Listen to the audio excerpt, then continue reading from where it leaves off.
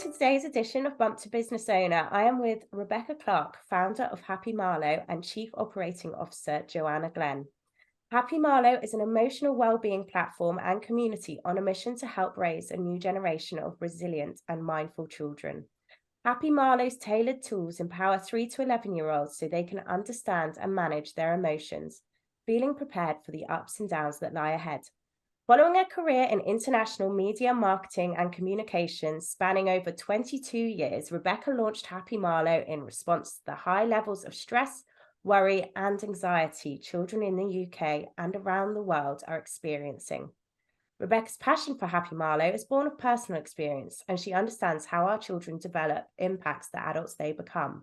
Joanna Glenn is the Chief Operation Officer. Rebecca had this amazing business in motion, and the story of how she found Joanna to support her on her mission is not your usual hiring stories.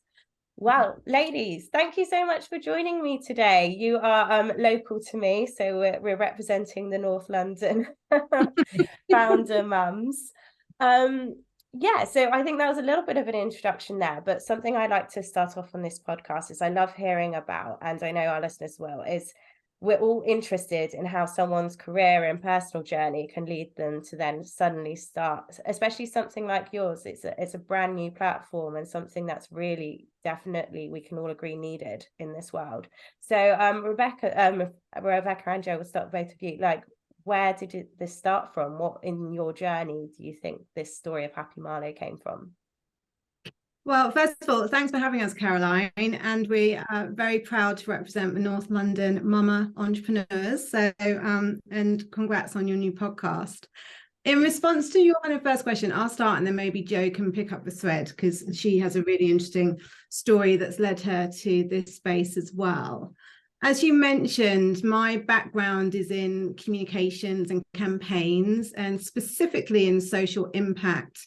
That's relatively a new phrase. So 22 years ago, we weren't talking about social impact and we weren't really talking about purpose. But as I reflect back, that's really been the thread through my work. So I worked for the UK government for 8 years when Tony Blair was in charge. And then I moved to the UAE and worked for different government entities / the royal family there. And it was while I was there, I set up Beautiful Soup, which is my social impact communications consultancy, which is essentially me. And then I would bring on other people as per the brief. So maybe other strategists or designers or whatever it might be.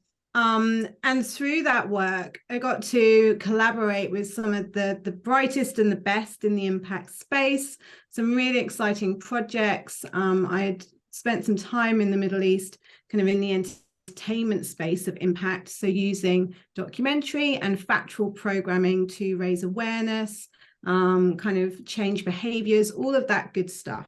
And, had some real successes in that space. And in my mid to late 30s was doing all the things my teenage self dreamt of doing, traveling around the world, staying in nice places, doing really cool things.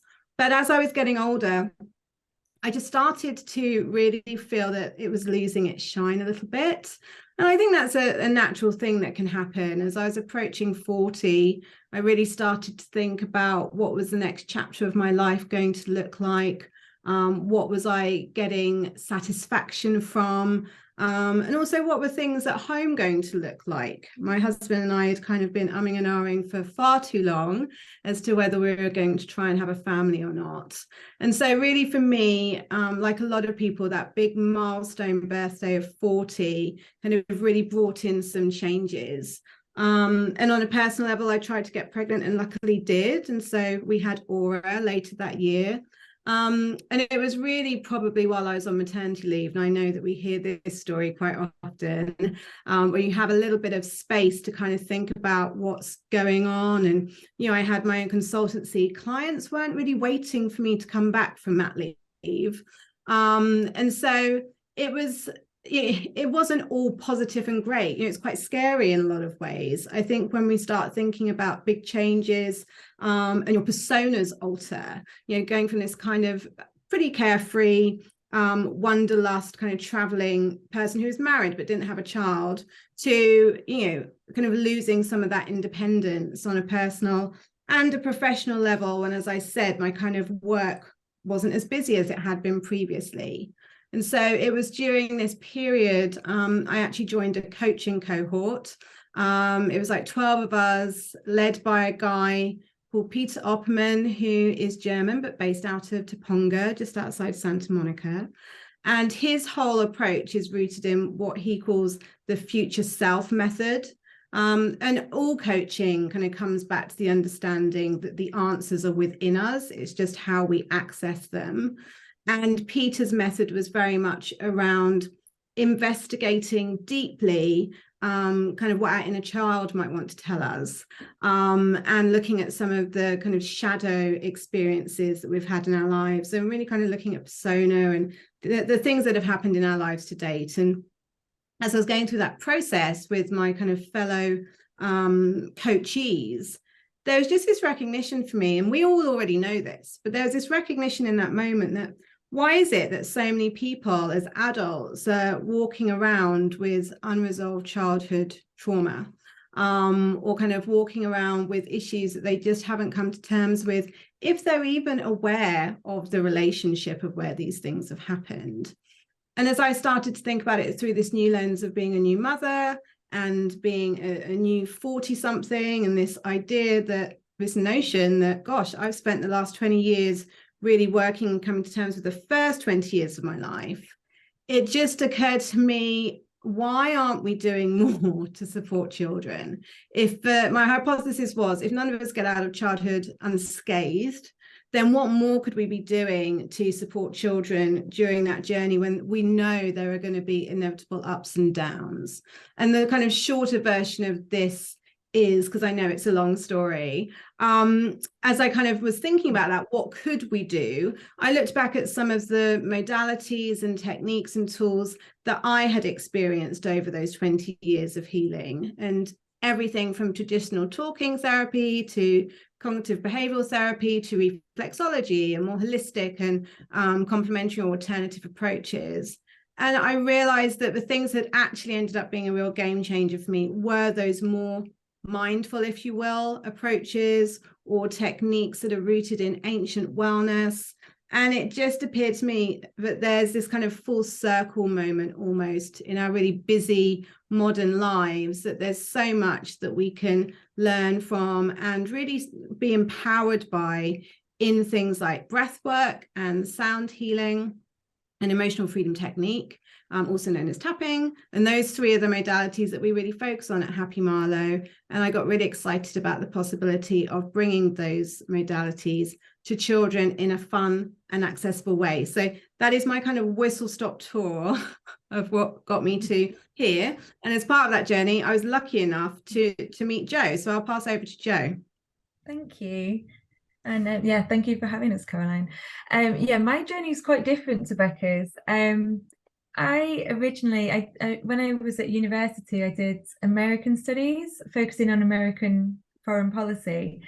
And I always thought I would do something to do with that is in, in my career. And I was, applying to NGOs and things like the Human Rights Watch and lots of things like that, post uni. And 2 weeks after I handed in my master's thesis, my brother took his own life, my younger brother. He was 18, I was 23, and that just kind of turned my whole world upside down. So I moved home to be with my parents, and because they were suddenly with an empty nest and a whole lot of emotional trauma to go through. And I got a temp job, and turned up to the job on the first day. It's just basically like a 3-month thing as a PA. Turned up on the first day and they handed me the Official Secrets Act, and I was like, where am I? And it turns out I was at the Ministry of Defence, so they hadn't put it on the role description or anything. And I actually ended up in the Ministry of Defence for a few years, worked my way up from PA to being a procurement officer. And I had a bit of a reckoning with myself 5 years in, that I really just wasn't on board with what I was doing as my job. It was so opposite to the person I was. So my master's thesis had been all about American foreign policy in Afghanistan, and how differing ideologies kind of came in every 20 years and completely flipped the way that different parties in Afghanistan were seen. And in my job, I was literally purchasing vehicles, like heavily armored vehicles, from a company in America that were then getting fitted with our own navigation systems and things, and then getting sent out to Afghanistan. So it's completely the opposite of, I'm quite a political person, and completely opposite of kind of my ideals. And I just had a moment where I said, what am I doing? I don't agree with what I'm doing. I don't necessarily agree with the structure of where I'm working. I can't, I have to be a neutral person in even in my kind of personal life, on my social media, etc. Which is hard for me. So then when I had this realization in 2011, I didn't tell anybody at all, but I just started looking for other jobs, and I had to think really hard about what I wanted to do. And since my brother had died, my family had set up a foundation in his memory, and we're fundraising a lot of money, and we were working in conjunction with a charity in South Africa to build classrooms in an area of South Africa that my brother had actually visited and had wanted to go back to and work with. So I thought, that's what I'm really interested in. And so I applied for a few charity jobs, and I got a job in a children's charity. And I uprooted from Bristol, where I was living, to London. Literally moved on a Saturday, started work on the Monday, told everybody on the Saturday that that's what was happening. It's a real in my life. And then my focus was on charity and on children's well-being, which obviously was the thing that was closest to my heart, because of what had happened to Matthew. So I've spent the last 12 years with that as my focus, in my work life and in my personal life. I've got two daughters. After I had my first daughter, I went back to work, and I didn't really have a great time in my return to work. So I decided to leave. I had the luxury of being able to say, I'm just going to take a few months. And as Becca said, people often do this in maternity leave, because there is a kind of a luxury of time a little bit, and a little bit of more thought can go into something when you're not on the work treadmill. So I took a few months to or I intended to take a few months to really think about what I wanted to do, still with children's well-being, but in a kind of a different field. And then I found out I was pregnant again, and then COVID happened. The lockdown was 2 weeks after my second child was born, which was an interesting time. So then until I started at Happy Marlo, I had 3 years out of work, which I hadn't been intending to do. So there's also a journey around that, and going back to work after 3 years, it's quite a mental switch. Yeah. Gosh, no, thank you both for sharing your stories, because you've both got incredible stories, and it's kind of like you're using your stories for good now and for future generations. And what was so interesting as well is that, both talking about your maternity leaves, the fact that it did, on one part, it gave you space and time, but whether you were self-employed with your own business, Becca, or you were employed, Joe, you both had these situations that weren't great for you in your maternity leave, with two ambitious women who'd had quite solid careers until then, for fantastic organizations. It's really interesting perspective to kind of chat on, is that you kind of then get to the maternity stage, and you feel like you're losing it all. I read something yesterday about a lady who had a similar journey to mine, because I had that with my first child. I was too scared to take too much time off work. I felt I was going to end up behind, and I found a woman who did exactly the same as me with her first child. Do you think that is something to really kind of talk about now, is the fear around maternity leave on your career? Yeah, I think it's a really challenging time. I refer to my kind of pregnancy and maternity leave as the best of times and the worst of times, because my work started to dry up pretty much as soon as I got pregnant. Wow. And I've used the example of, I felt like I'd made a trade-off without realizing it, with like a villain, for a Disney villain. It's like, yes, my pretty, you can have your baby and I am going to take your career in return. You can't try and have both, no. No. Yeah. And so How dare that we? it's really hard, isn't it? Because I never thought of myself as being so wrapped up in my career, validating who I was or my personality, but it absolutely would be. And I'd find myself getting like the W7 into town to have more meetings that would never materialize into anything. Or, you know, I remember this one particular October, it was the start of the new month, and kind of just being in tears, like, what has happened to my world? I don't understand. The phone isn't ringing. I'm not getting emails saying, hey, you know, come and work on this. And I felt, at least, yes, I'd been given this beautiful, healthy, gorgeous girl, which was everything I wanted.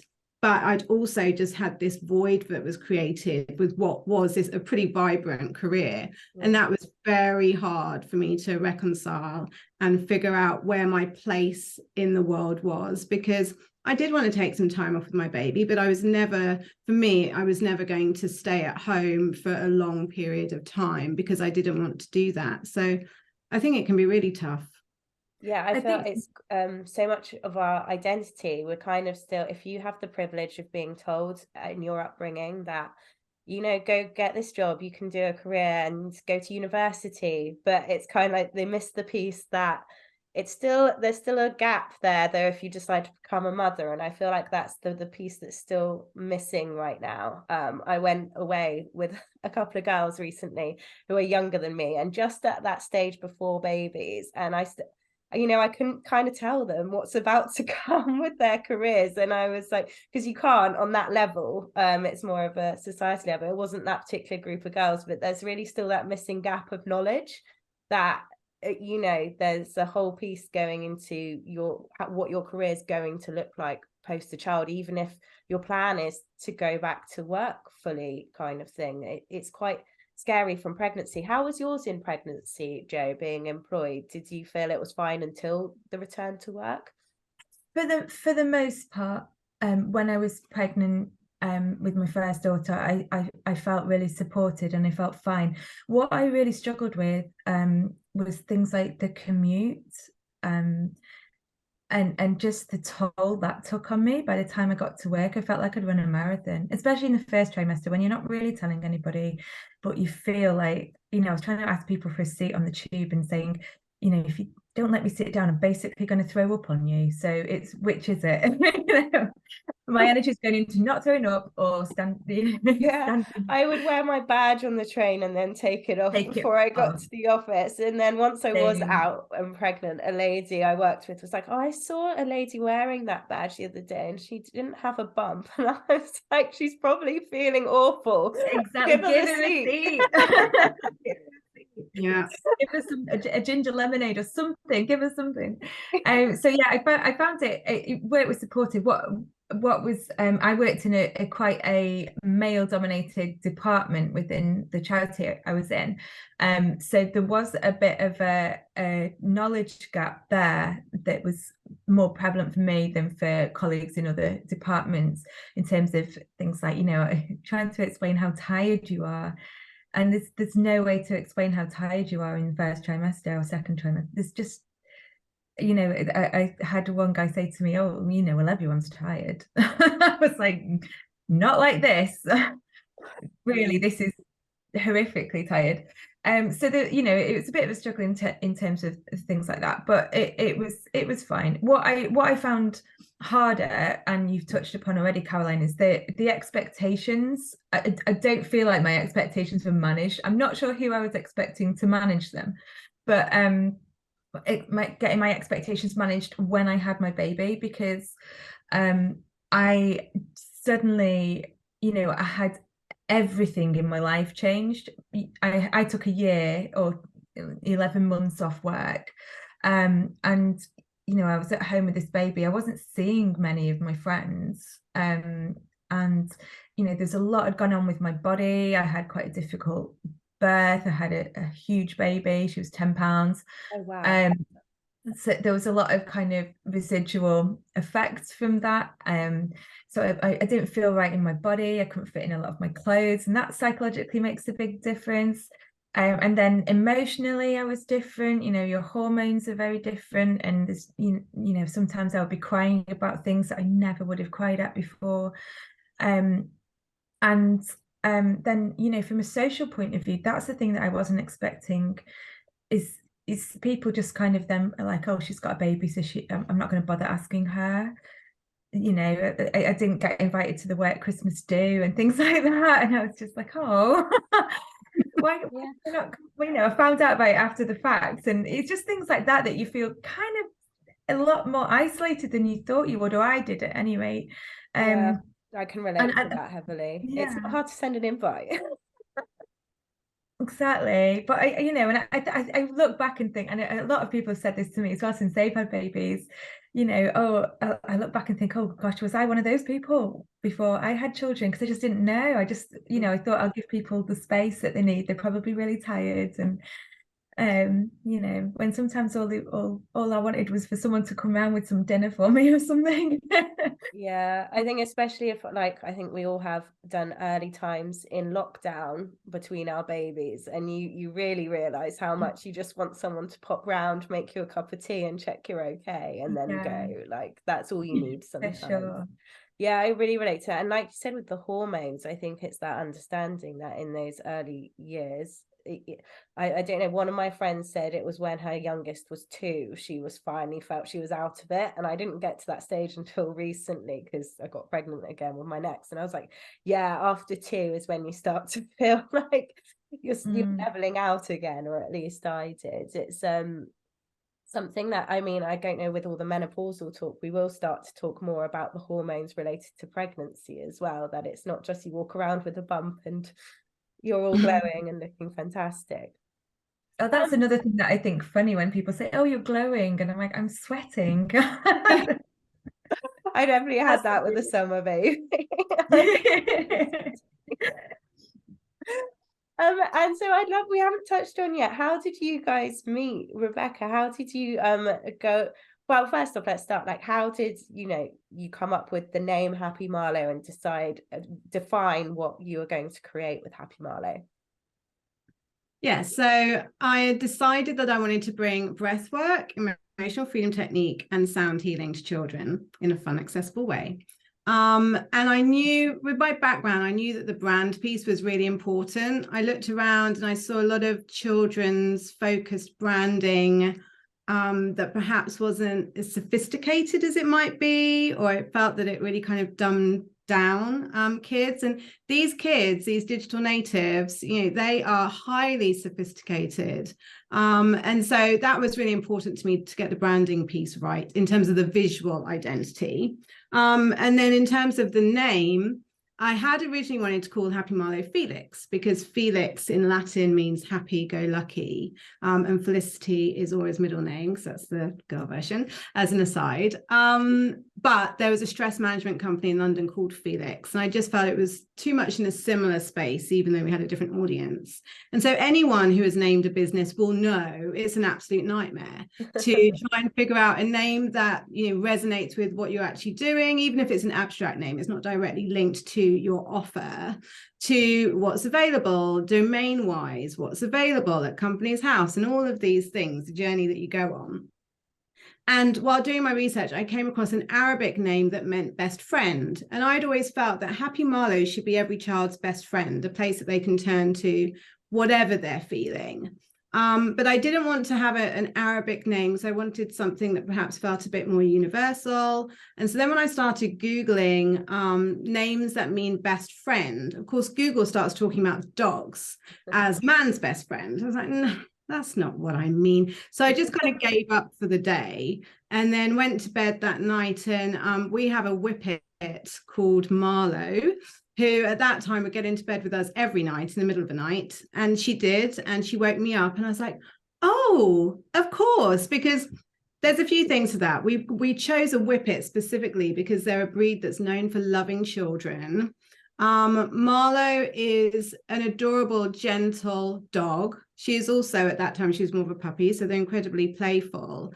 But I always say the best thing about Marlo is how sensitive she is, and the worst thing about Marlo is how sensitive she is. And so it just felt that she completely represented everything that I wanted Happy Marlo to mean to children. So that's how we came to the name. I love that. It's a case of Google around, and then you'll get your light bulb moment when you leave Google. Yeah, I just kind of need to. Peter, who I mentioned, who was my coach at the start of all of this, he would often say, follow the breadcrumbs. And I think that's a really good kind of adage for life, you know, just kind of, it's very easy to feel pressured and that we don't have enough time. I can certainly feel this way. And when I first met Peter, I was kind of a bit like, I need to change. It has to be massive. And I don't know what to do. Like I was putting so much pressure and kind of creating stress around this. And his attitude was kind of like, first, I think you should just calm down. Secondly, just focus on doing the meditation. Like, don't worry about the other stuff. And that was a game changer for me. I know it's not for everyone, but it did make such a difference. And he's like, thirdly, let things just unfold, you know, take kind of step by step. And I really value that more now, particularly as I get older. I recognize that things do need space to breathe. And also, regardless of how you see life, whether you're kind of spiritual or not, it's just a fact that we all rely on other people for stuff to happen in our lives. And other people are on their own journeys and doing stuff too. And so there is this thing around timing being everything, which segues really nicely into how I met Joe. I was working with another coach because I'm completely addicted to coaching. And I do actually think it's a really valuable thing. How many coaches have you worked with now? Well, I've just started working with a new one, actually. It is. Like, I don't go to the gym, but a lot of people do, or might have a personal trainer. It's for me, I think it's a similar thing. I think we can all get value and support from a coach, and there's so many around. Some are good and some are not so good, and they approach things in a different way. But I personally, I think I thrive when I've got a coach in some capacity. And this particular coach is a fantastic Cheryl Clements, who is fairly well known, particularly in the London female founder scene. She works with a lot of female founders, so I'm sure some of your listeners will have heard of Cheryl. And she really helped me last year to move Happy Marlo along and start to get some momentum. And one of the things I was discussing with Cheryl was I really need help, but I need senior help because you know, I had a couple of junior people who had helped me along the way, but I really kind of needed someone to get on this bus with me. But I'm bootstrapping and kind of, you know, self-funding at the minute. And at that point, I wasn't ready to fundraise. And I kind of said to Cheryl, I don't know how I can hire this person. And she said, well, you're kind of looking at this through your lens or through a very traditional hiring process lens. So why don't we just take a step back and actually just write the job description? Who is this person? Like, what do you want them to do? What's their job title, perhaps? Or what's their background? What are all of the kind of characteristics that you're looking for? So that was a really helpful exercise to kind of get clear on, well, if this person exists, this is what I'd love them to do. And we did that. And then I was like, well, now what do I do? So I don't feel I can put this on LinkedIn, or because it's not a kind of traditional, as I said, setup. And so I did what I always do, which is basically just talk to people and tell people who I met or who I know that, well, I'm looking for somebody who might be interested in what Happy Marlo is about and come on board in this capacity. And nothing really happened until one day I was walking home with my daughter from nursery, and she innocently asked if her friend Nora could come and play one day, which was interesting because she'd never done that before. And she hasn't really done it since. And I didn't know, I knew that Jo was Nora's mum by sight, but we'd never spoken before or had started nursery in lockdown. I didn't know anyone at the nursery really. And so I asked Jo if the girls could play, and Jo very kindly invited us to her home.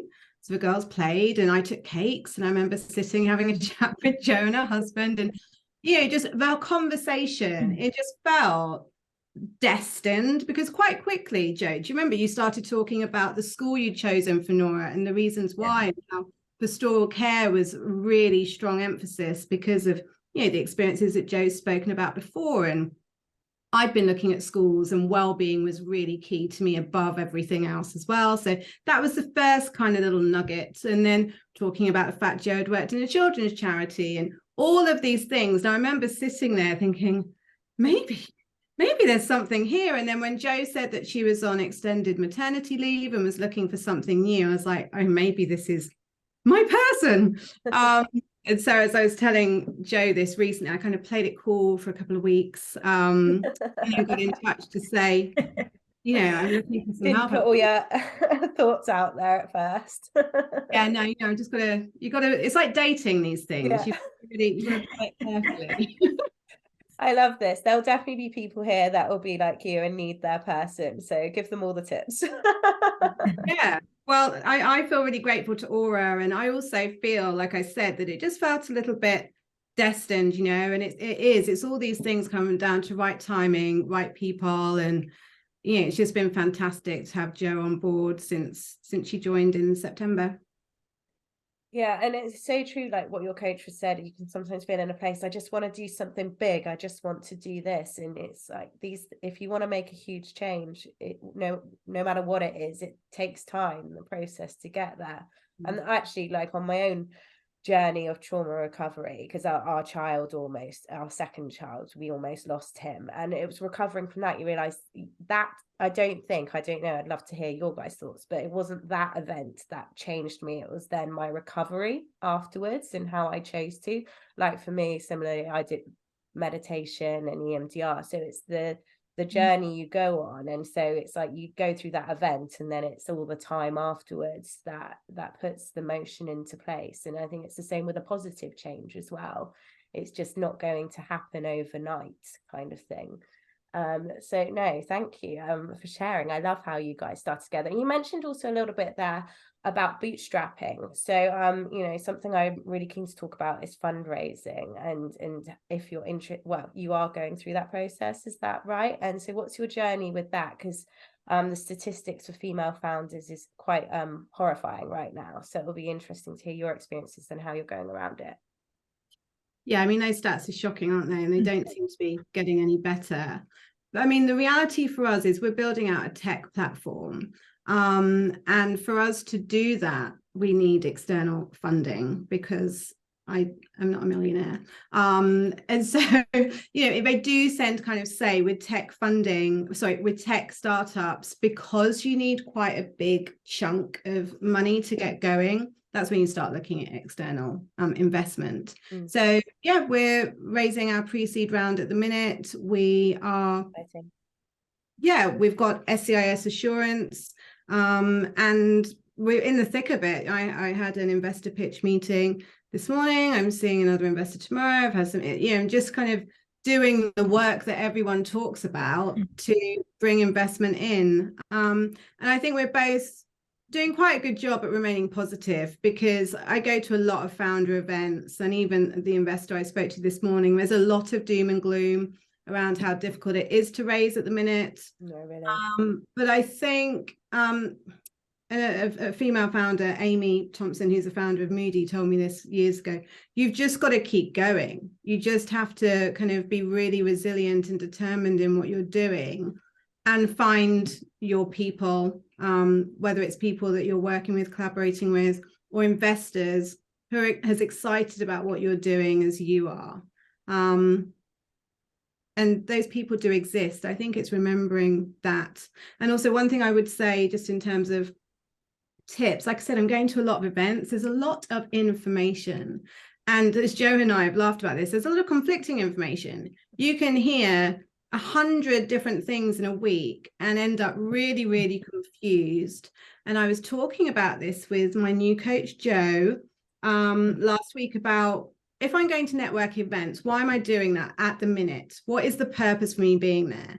And the purpose of me being there is actually meeting potential investors or speaking to other founders who could potentially introduce me to investors. That's my priority. And so we decided I wouldn't actually take much notice of, say, the panel discussions or the other kind of information that's being shared, just because for me in this moment, that creates noise and a distraction and a confusion that I don't need right now. I need to focus on raising this money. And I think I just found that framing really helpful for whatever it is, because there's so much going on all of the time. How can we find a way to what is important to me right now and just focus on that and achieving that outcome?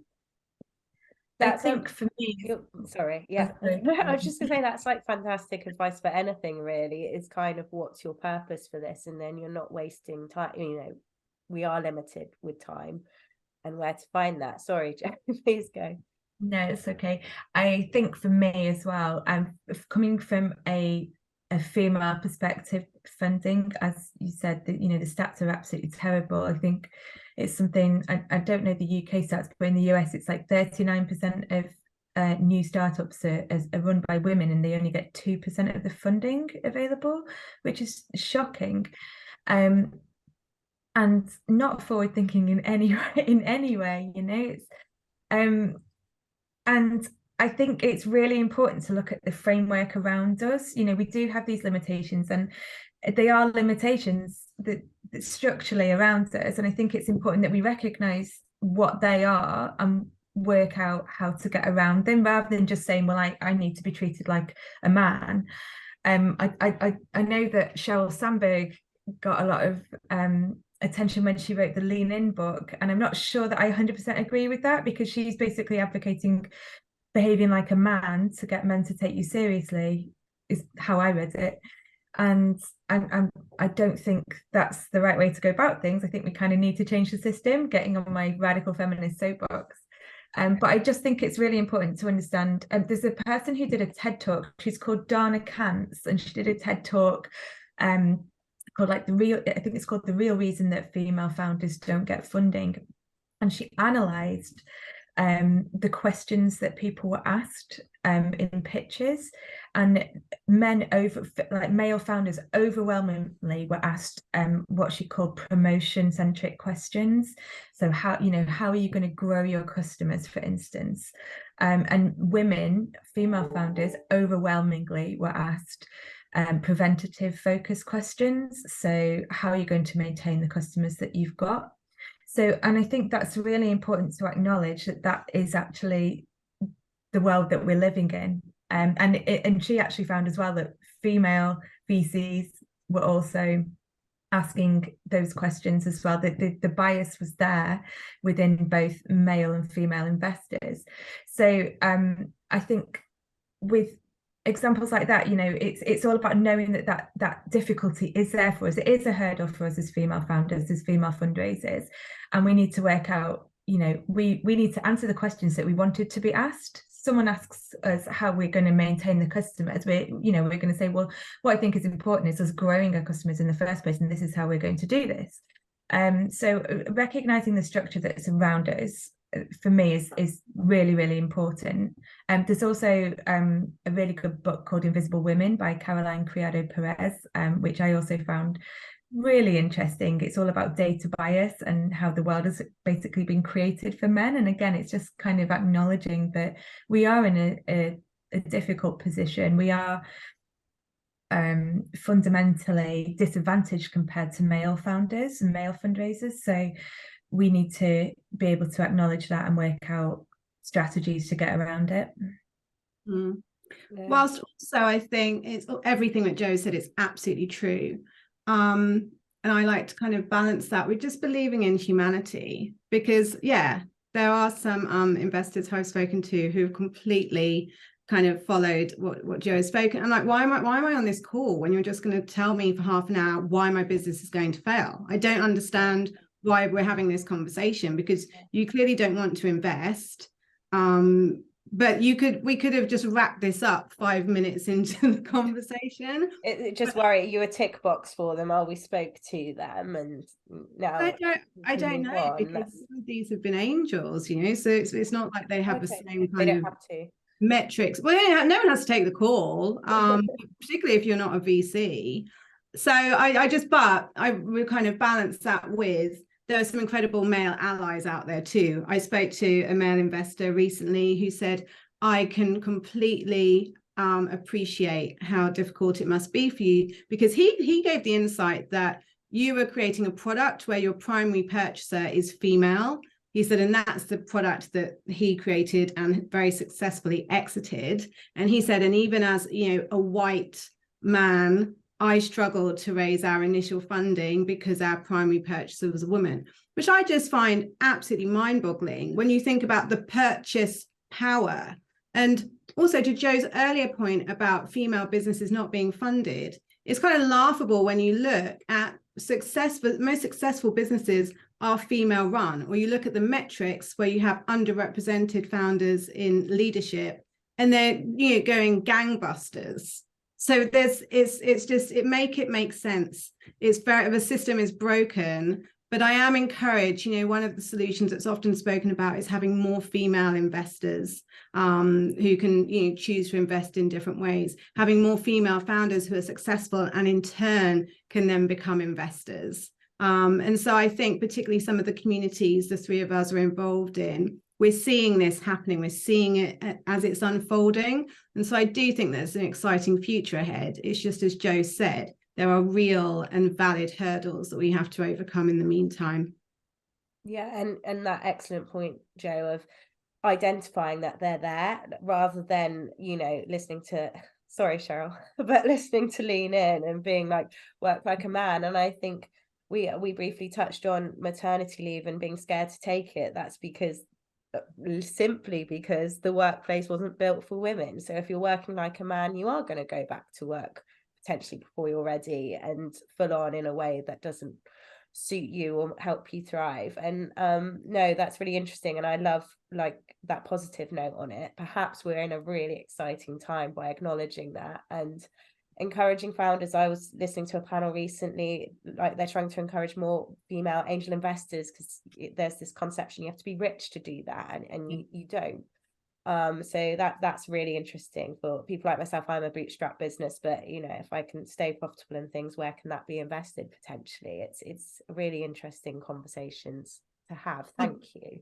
I'll do a little quick plug there on the accessible angel investing. So I'm part of a community called Alexandria Angels, which you can look up online. And essentially the mission there is to get more women hearing pitches, having access to decks, and understanding that there are special vehicles that you can put together around investment, where you can invest as little as £500 to £1,000 as part of a wider group, and just really start your investor journey. So I'm glad that you mentioned that, Caroline, because it's true. You kind of think, well, I don't have a spare 10K or 25K, but there are opportunities like Alexandria Angels, and there's platforms like Odin where you're able to invest at a smaller level and start to really begin your journey that way. And I think more and more women kind of getting access to the education around that as well.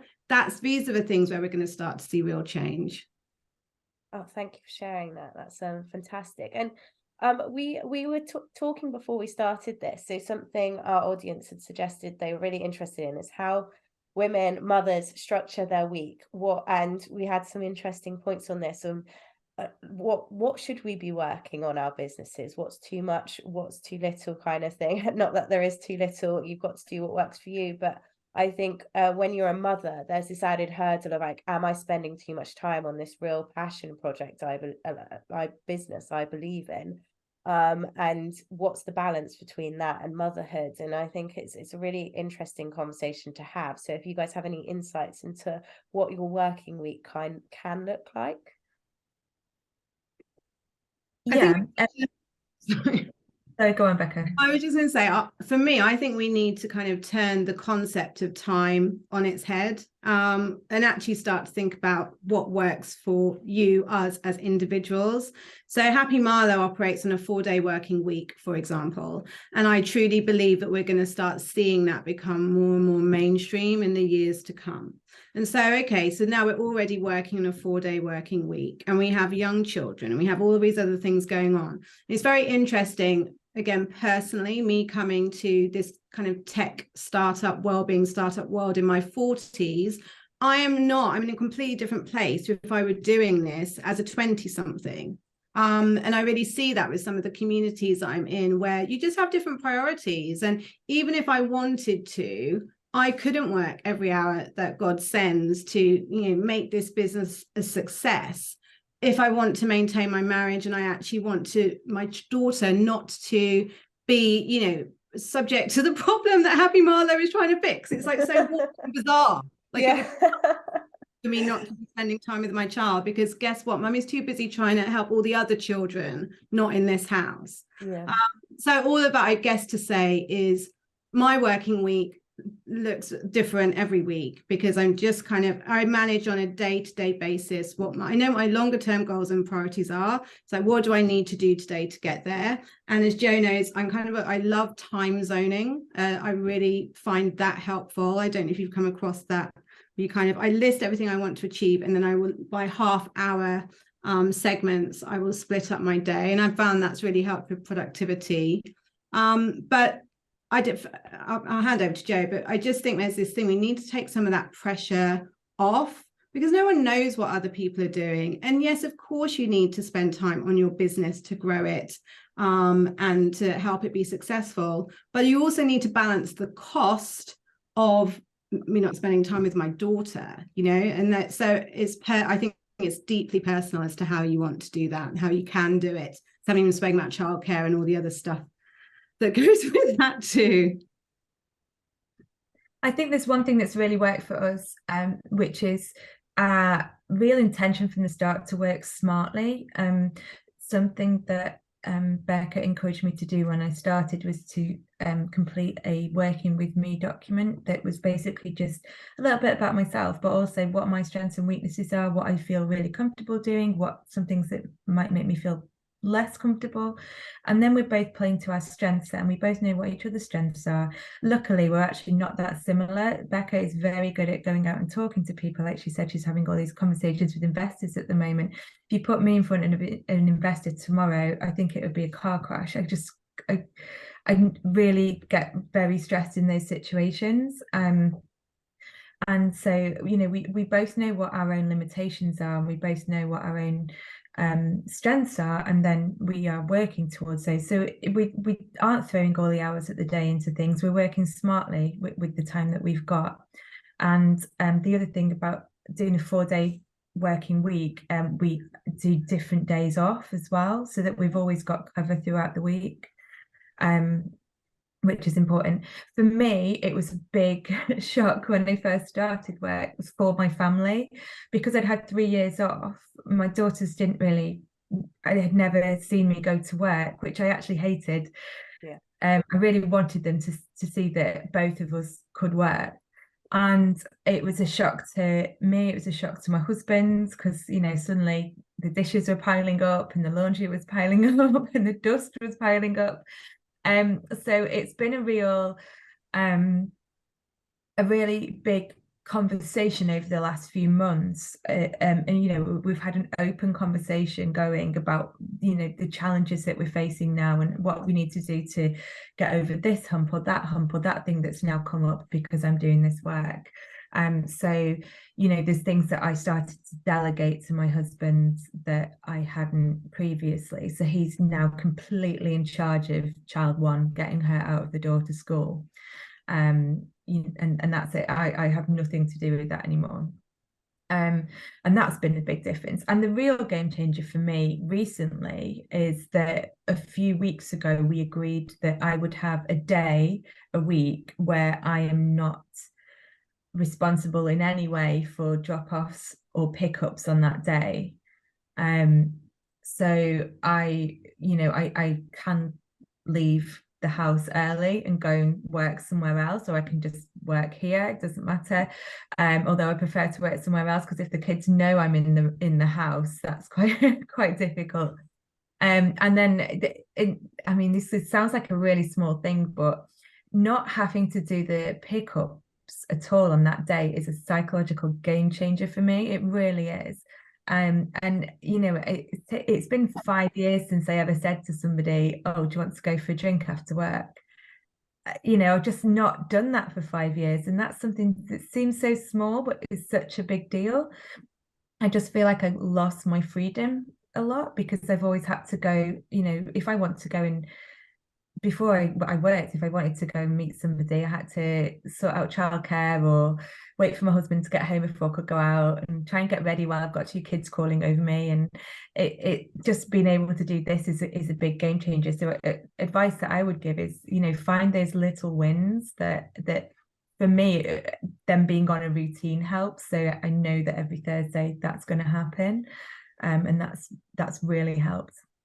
And I think an important point to highlight from all that is the communication you've had with your husband throughout that, and you've come up with that routine and structure together, because I think you're a team at home, so you're a team with how your work schedules are as well. So I think that communication is such a valuable takeaway.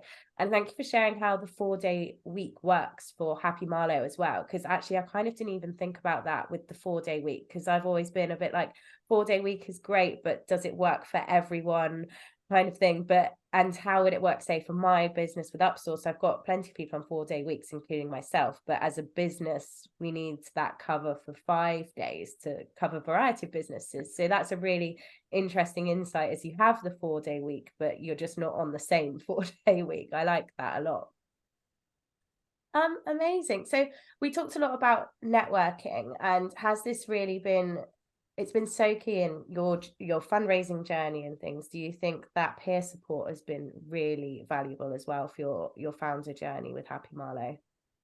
I mean, it's been absolutely everything. And I would say in the early days of Happy Marlo, I was getting a lot of advice from white men, which it started to become paralyzing, because it was, as I would say, it'd be conflicting too. And you will laugh, I was working with my mentor, Rachel Neiman, who's also fabulous if anyone's looking for a mentor. And I remember speaking to Rachel about this, like being in tears, frankly, like I'm overwhelmed. I haven't even started this really. I don't know what I should be doing for the best. And so we decided together that I would stop speaking to men and only speak to female founders, which at that point I hadn't really done. And it was mind-blowing. So kind of the generosity that I experienced, the kindness, the support. And, you know, I'm talking about back in early 2020, so in the early days, to, you know, I spoke with a female founder friend yesterday, as Jo knows, who has generously supported us with something that she's gifting us, you know, that has a financial tag. These examples happen all of the time. And so the community for me is actually been everything. Just the cheerleading. There's just so many fabulous people, and I feel really lucky. And I'm mindful, you know, we're in London. There's a lot of opportunity for this type of thing.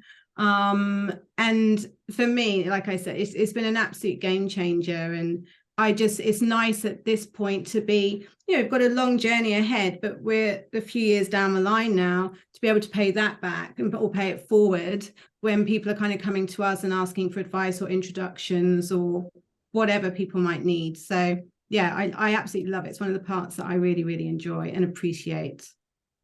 That's a great one about paying it forward. And it's like the same theory as like lift as you climb, as you're on your way. I like that one a lot. And I think that's very true of the female founder community. As we tie up today's podcast, I'd love if you can share, you know, what's next for Happy Marlo, what we can expect from you next, what we should keep an eye out for. Well, as we said, we're in the midst of fundraising, and we're hoping to close our round by the start of summer, because we're really keen to get our first digital experience out into the hands of 6 to 9-year-olds before the end of this year. So that is very exciting. We're also doing a lot of work with corporates at the minute, actually. So it's looking like we're going to have some in real life person events happening in London, some family wellbeing events, partnering with a client in the capital here. And then thirdly, I wanted to share, hopefully you can see, but last week, this is our Happy Marlo love manifesto. If anybody wants one, Caroline, put it in the show notes, please, and we will happily send one out. And really, it's a reminder for all grown-ups about some of the things that we can do to support the little people, our children in our lives. But at the same time, it's a reminder for how we can support ourselves or look for other adults around us to support us, whether it's through compassionate listening or sharing our vulnerability, or just validating our feelings. So yeah, we're excited about having that out in the world to help people. Amazing. Well, honestly, ladies, you guys have so much on with Happy Marlo and your little ones, but thank you so much for taking the time today and sharing your journey with us. I know you have given us such handy recommendations. I've got a book and a TED talk to go and listen to, and a few coaches to go look up as well. So thank you so much, ladies. Thank you.